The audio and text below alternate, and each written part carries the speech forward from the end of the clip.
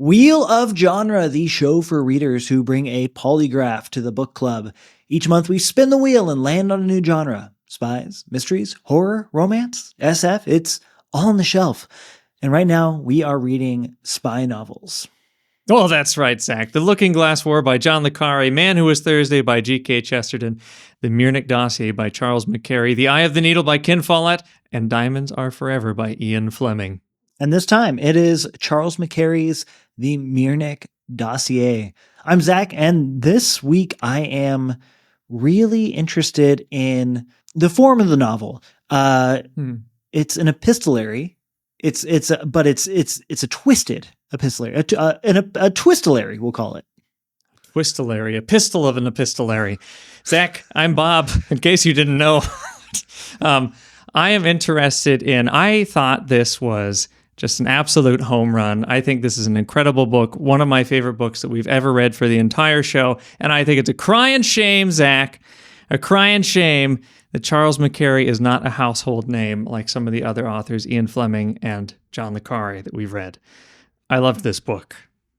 Yeah, I mean, I before we hit record, I tried to peek at other people's homework and got on YouTube and said, hey, what are other people saying about this book? Got on Spotify and said, what are other people podcasting about this book? Bob, there is not a damn thing on the internet about this book. It's a crime. It is. It is. Well, first off, you really reeled me in on saying it's possibly the best book that we've read together for this show. Tell me more about that. What was the moment where you were like, this is it. This is the one? I think it's got everything. So whether or not you like spy books, and we should talk about the connection between literary fiction and spy novels in a second, but whether or not you like the idea of spies, it goes very deep into character. It has a beautiful plot arc. So if you like a story that takes you from the beginning to the end, excellent book for that. And it's got that's the dumbest thing anyone could ever say. If you like a book that has a first page and a last page. Yeah. If you love your books to start at the beginning and end at the conclusion, this one right here, it's got it for you. If you love covers and you don't care what's on them, you just care that there is one. If you really like, I don't know, there's so many great scenes that are absolutely unforgettable and they're very surprising. And I was watching, there's little tiny interviews with Charles McCarry that last like 1 minute. That's all I could find on YouTube. And there's one where he's talking about, I am along for the ride. I let the characters tell the story and I don't really know where it's going until the very end. He's a pantser, not a plotter. Anyway, what do you think? I think that the tension between genre as genre and kind of literary fiction is actually at its most tense right here. I think espionage novels tend to be some of the most maligned novels I think we've ever read. I mean, I think the genre in itself seems to be a kind of shorthand version for crap. Just the other day, I was watching a TikTok where a person was like, hey, I got these 3 books. Which one should I get rid of? I need to clear space on my shelf. And they held up a John le Carré novel, and they were like, I don't really read spy novels. And I was like, another crime. Yeah, I know. I was like, the way that the spy novel is being talked about here, especially about a John le Carré novel, makes me feel like we're not really saying spy. We're saying something else.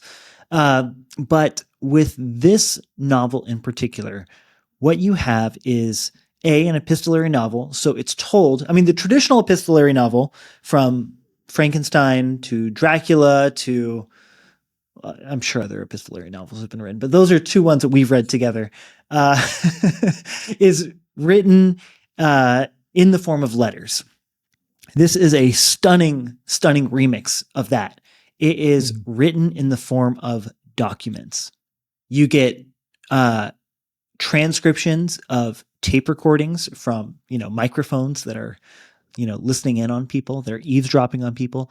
You get interviews from people as they are debriefing. You get the written reports from agents in the field, as well as the editorial notes of their handlers in faraway countries and cities. The whole thing is a stunning panoramic view of the narrative that's happening right here. I think a big thing that the reason spy novels maybe get trashed is they are attached to thrillers, and thrillers often are cheap movies you go to watch to be entertained for an hour and a half. So then when you think of a thriller, a novel, you think you're going to get the same thing. We've seen with Patricia Highsmith, that is high art, that's literary fiction. Here, I think it is too.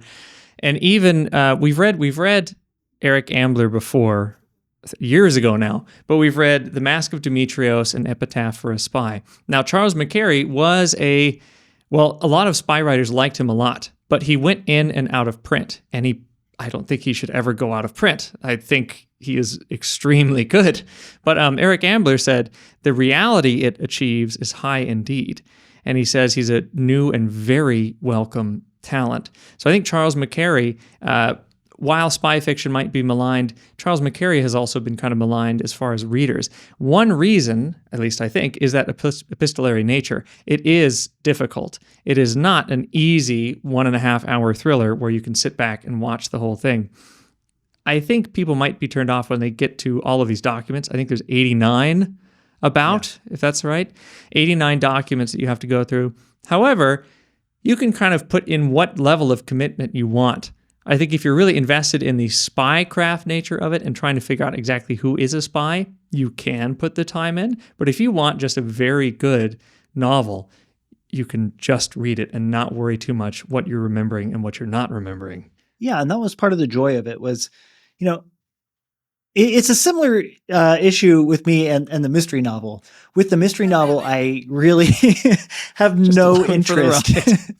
I have no interest in trying to solve the crime before the detective does. And in the same way with this novel, there came a point where I had to admit to myself that I had no interest in determining who the double agents were before the narrator or before the form of the novel revealed that to us. But what I loved was that the novel doesn't ever really reveal too much about who's a double agent. You think you get the smoking gun so many times, incontrovertible evidence that so-and-so is a spy. So Miernik is a spy, that, other people are double agents. And yet you are always presented with counter evidence a few chapters later that are just enough plausible deniability.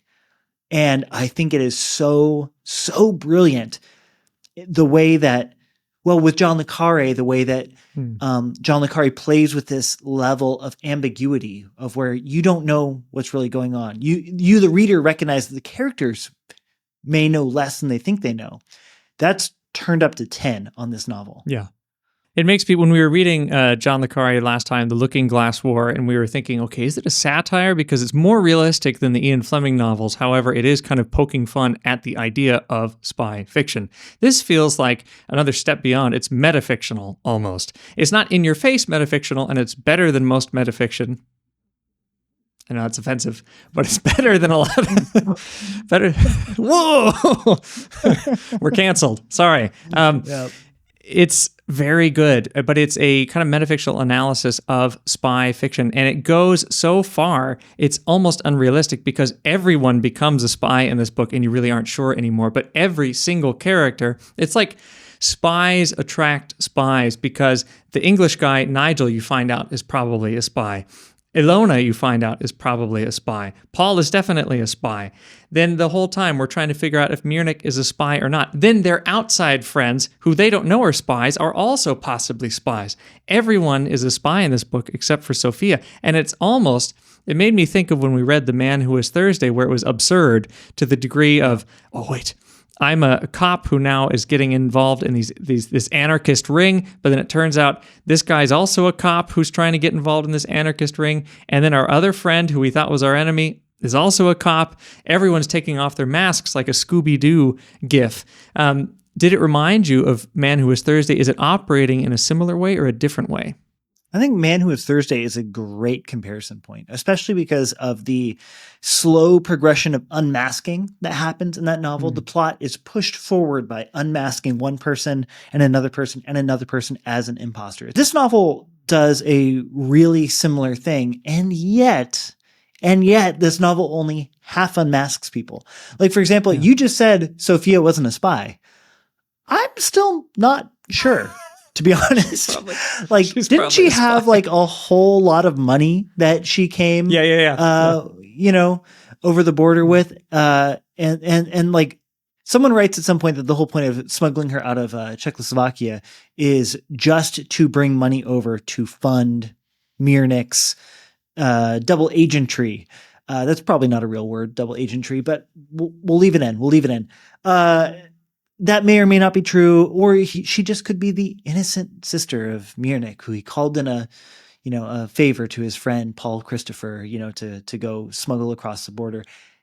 And yet, all intelligence agencies involved seem to be aware that this border crossing was happening. I don't know. It's such a trick. It's such a slippery book, and that's what's so good about it. It's a lot of fun. It's also, so you mentioned how it's an epistolary novel. It's also a road trip, which is really strange. And even that is like, how would you not, like, you get involved in this road trip. How do you not realize that you're with all of these spies? It is so weird. It's a car. They have this Cadillac that's tricked out to basically do spy stuff. And no one is really sure their friend is a spy, but they're going on this mission through the Sudan. There's no way to say that and not sound clear. They're going into the Sudanese countryside, and then they're driving this big Cadillac over hills and dales of sand. But it is a crazy romp where there is all of this, like these run-ins that are kind of like little mini spy operations, but everyone is still not sure who's on whose side. And they're all in the little documents that we get. Sometimes Miernik is saying, I think Paul Christopher, the most Christian name ever, Paul Samuel Christopher, I think he is a spy because blah, blah, blah. And then later Paul's writing, I think Miernik is a spy later because blah, blah, blah. What do you think of the kind of levity of this adventure being a kind of a road trip novel, but also serious unraveling of national commitments to your nation as a spy and double agentry, as you used earlier? It was almost like a locked room mystery in a sense, because what you have is a bunch of really tall, really outlandish characters, all of them like characters with a capital C, not locked in a room together, but certainly seated next to each other in a car. And no one can take anyone else's word for just being the plain and simple truth. There's double meanings in everything. But what I like about it is that it's told at a distance, right? Like if it was just one person, if you only had the perspective of the detective or the Watson or a single narrator, I think that it would be a very different story. It might even be a much more boring story because you could really root for someone. I think that while we are intended to root for Paul Christopher, it's not actually clear to me that he is entirely rootable. You know what I mean? Yeah. He's described in ways that make him seem, affable, kind, fair, and a lot of the characters attribute that to like his kind of like American cultural aspect, just being very jovial and good time and just let the good times roll type of vibe. Yeah. But in his own diaries, he says, I had to put on my best friend face for this conversation. He reveals himself as playing a part, as being an actor on a stage there. He's constantly wearing his American mask. What do you think of that as far as being a good guy or not? We've seen in Le Carré a lot where it's, look, what can you do in the name of democracy and still remain a democracy? And the Looking Glass War was looking at the mirror and saying, we're doing what the bad guys are doing. How are we any better? Here, it seems like Paul is doing some kind of shady stuff, like you mentioned. He's putting on this best friend face, and it seems like he will double cross Miernik at any time, even though he's built up this long relationship. And he's kind of leading we'll get to spoilers, I guess, but he's leading to the fate of Miernik, knowing he might have to kill him or turn him in or do something terrible to him at any time. But in 1979, he comes out with another book. McCarry comes out with The Better Angels, and he says, evil was permanent and it was everywhere. What mattered was that it should be channeled, tricked into working for your own side. That reminds me a lot about le Carré's fear of doing bad things in the name of good.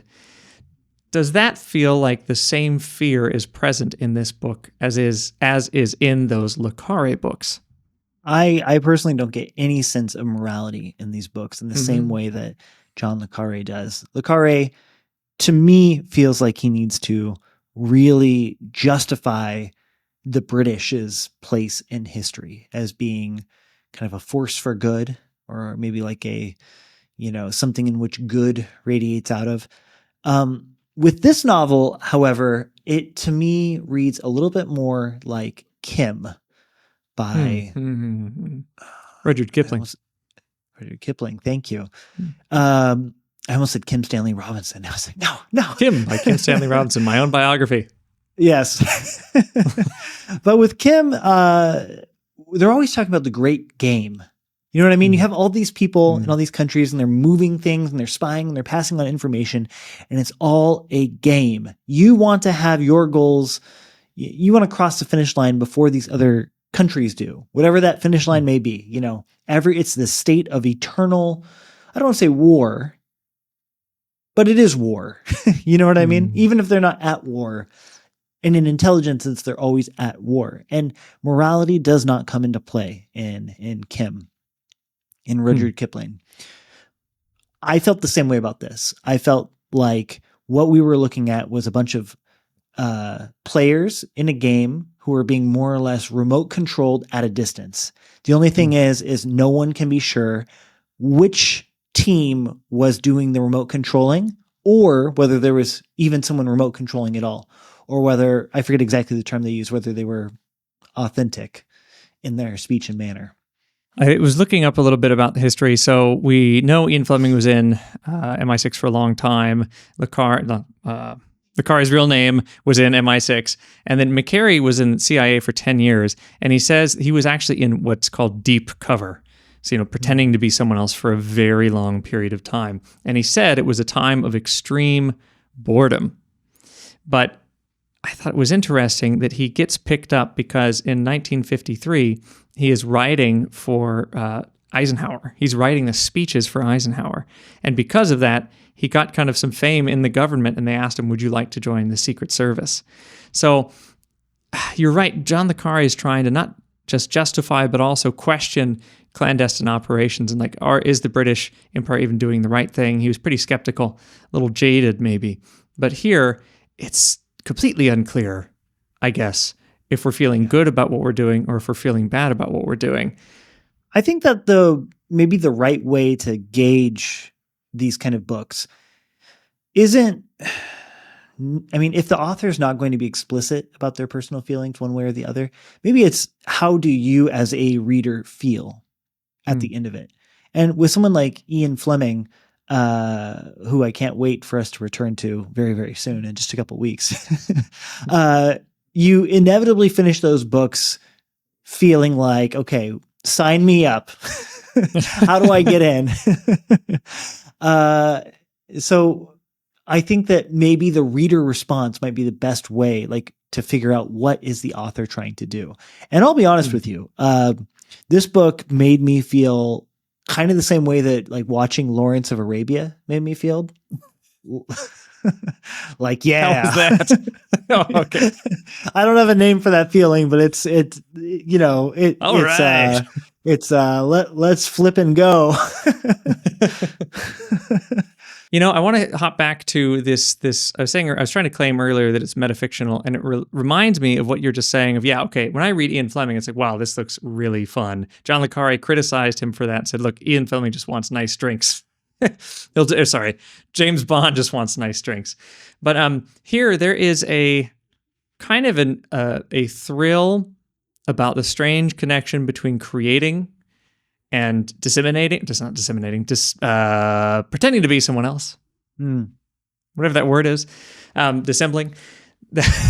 creating and dissembling. Because lots of the characters say it in their own words at different times about what a spy does and about how you have to lie and how that lie is like an act of creation. John le Carré said, look, my dad, who was a criminal and kind of, he was a con man. What he did and what I do as a writer is the same thing. And it seems like McCarry is experimenting with that idea. Writers telling some kind of truth or going to some stretch of the imagination and living that through their writing is kind of like a spy having not only to pretend to do something, but really to enjoy the bad thing that they're doing to fit in so they can continue their mission. I think it's not just, look, I'm pretending to do this. It's, I'm really doing this because this is now who I am. And maybe I'll come back to who I was before later. But Miernik says about the secret police, how the dossier, they become fat files because people just get more and more facts on you. And it's almost like a writer trying to discover the character as they go. But he says this, they are artists, these secret police. They make a file. Into it, they put their suspicions. To justify one suspicion, they must find another and another. The file gets fat. 1,000 lies equal one great truth, just like a novel. And when the dossier is fat enough, they send the man to the butcher. What do you think of this? Maybe it's not exactly metafictional, but there's an idea of fiction being the exact same thing as spycraft. And what you do is lie, and once you feel that lie is truthful enough, then you move. Well, I would connect that line that you just said with a moment that happens later, which is the U.S. intelligence handlers are reading Miernik's diary after he's dead. And I feel like what you have is that dynamic of the secret police with the suspect being mirrored back, being read back to us on the U.S. side, where he basically says there's nothing overt in the diary. There's no confession that Miernik is a double agent. However, if you read closely between the lines, you get the sense of who Miernik was. And he lists off a bunch of characteristics that are all not positive. Someone hiding, someone, this, but there's nothing in the diary that's that. You have to read between the lines, and then you find the real Miernik.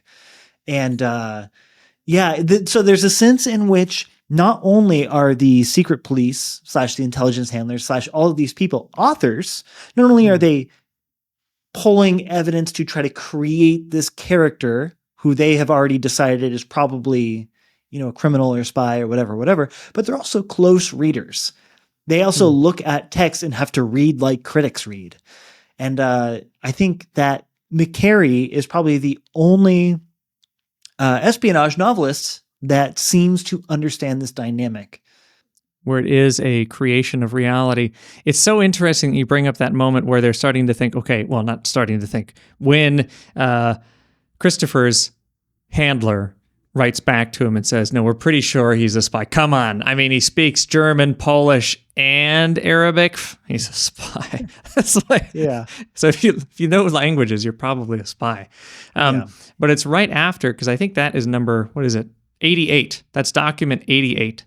And 87 is Christopher's statement, where he says, I'm convinced that there is no more intelligent or unemotional group of men on earth than ourselves. That, if I may say so, is our principal weakness, because our people are so bright, because our resources are so huge, we consistently tinker with reality. So you're right. It's not just we're reading between the lines. We have enough of the truth. It's also that we create the truth. And that's a little scary, I think. That's why it feels metafictional. But here the metafiction is not dangerous, but it is real in a way, because this is really what people are doing as spies.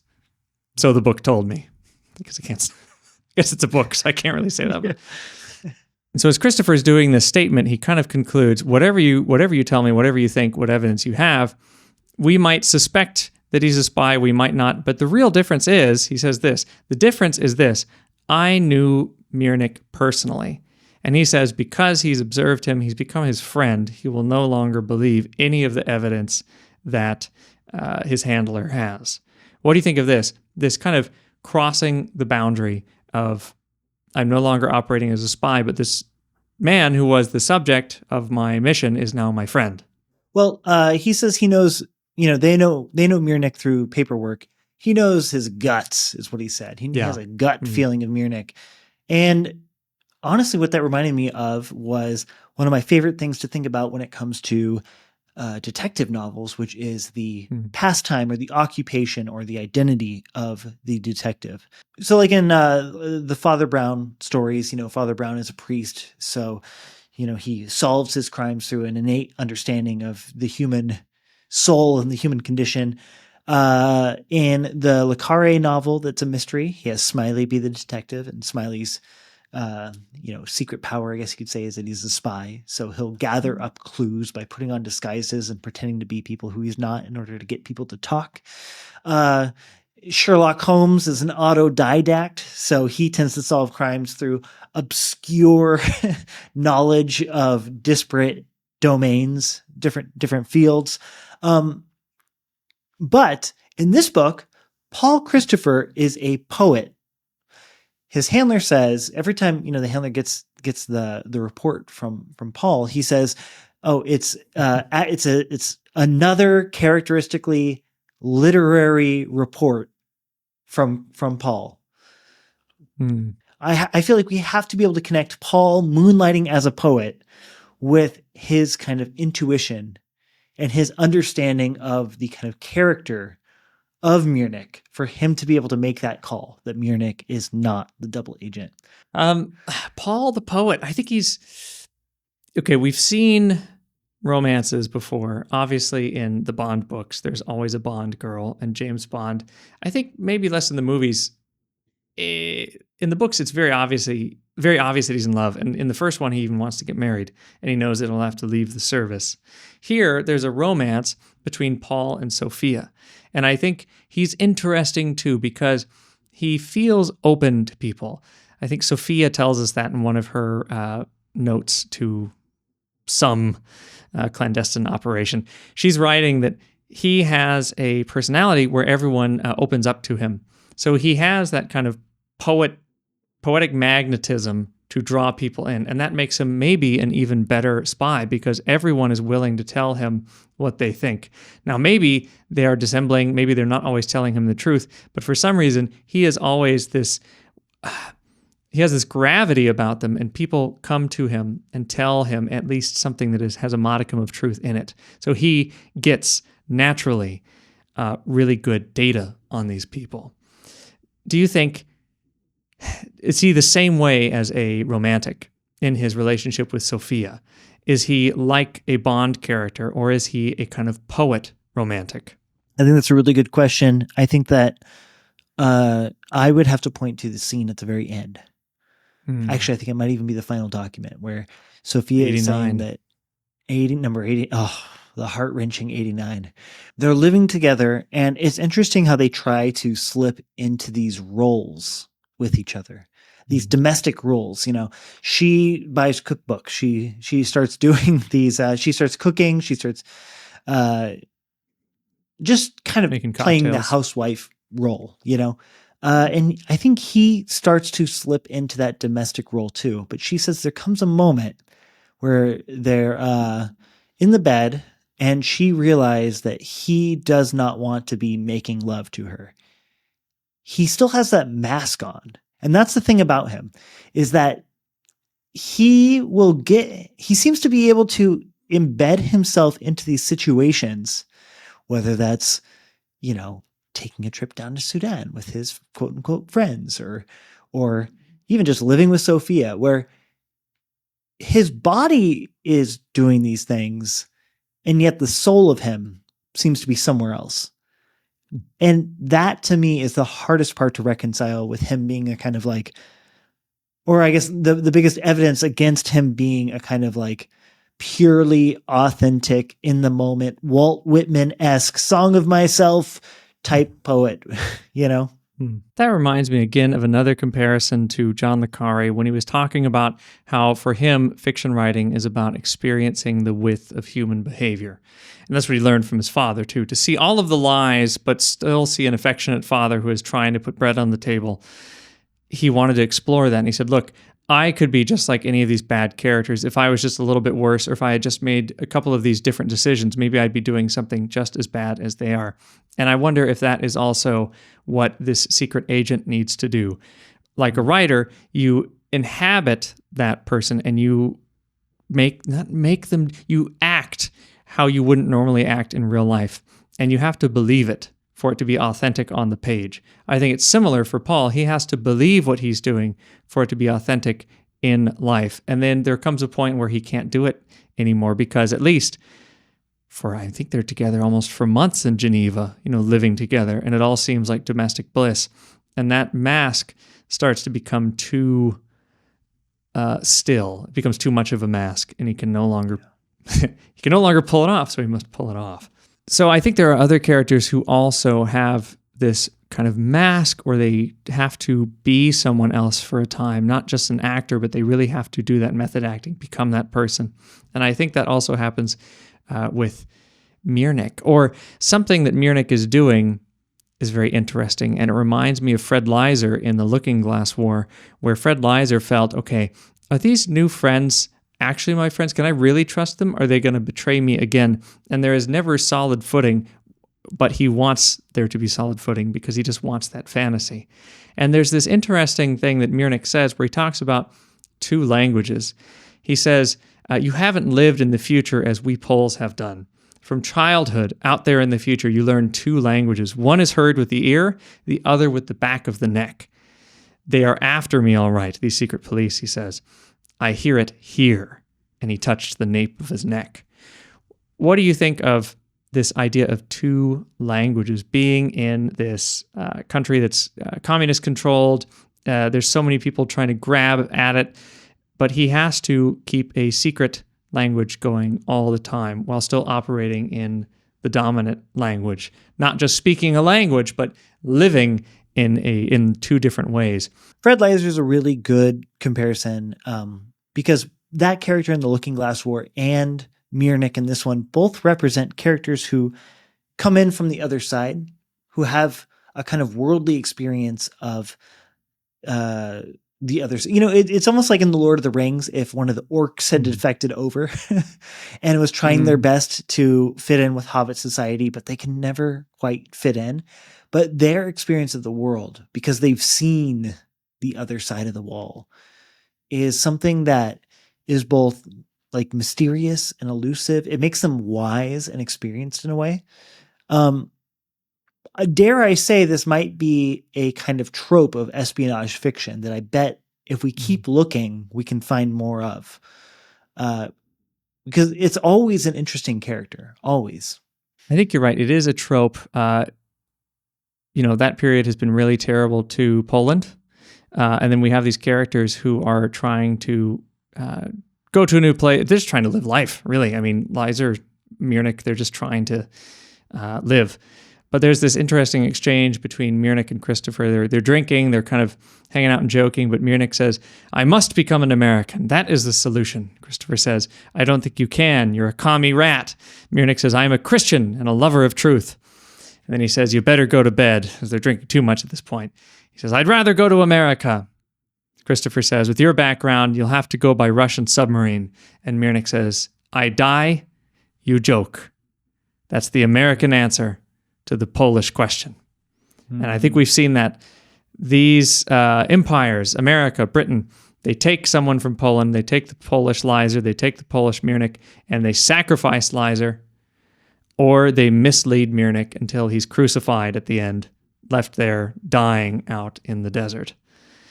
So I would be interested to see what this trope looks like because it's devastating. Let's keep an eye out. We may not run into this character again just because, Ken Follett's story, which we're reading next week, is set in World War II. I believe it involves some Allies and Axis intrigue.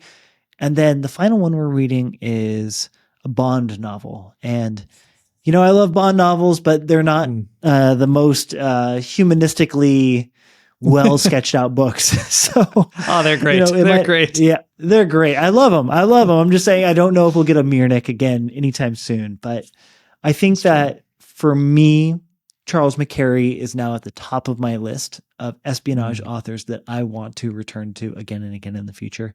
So I hope we can. I hope we do. I agree. I'd say anyone watching this, go out and get a McCarry book. Yeah. Yeah. You just need to read it. All right. Well, I'll talk to you later, Bob. Talk to you later, Zach.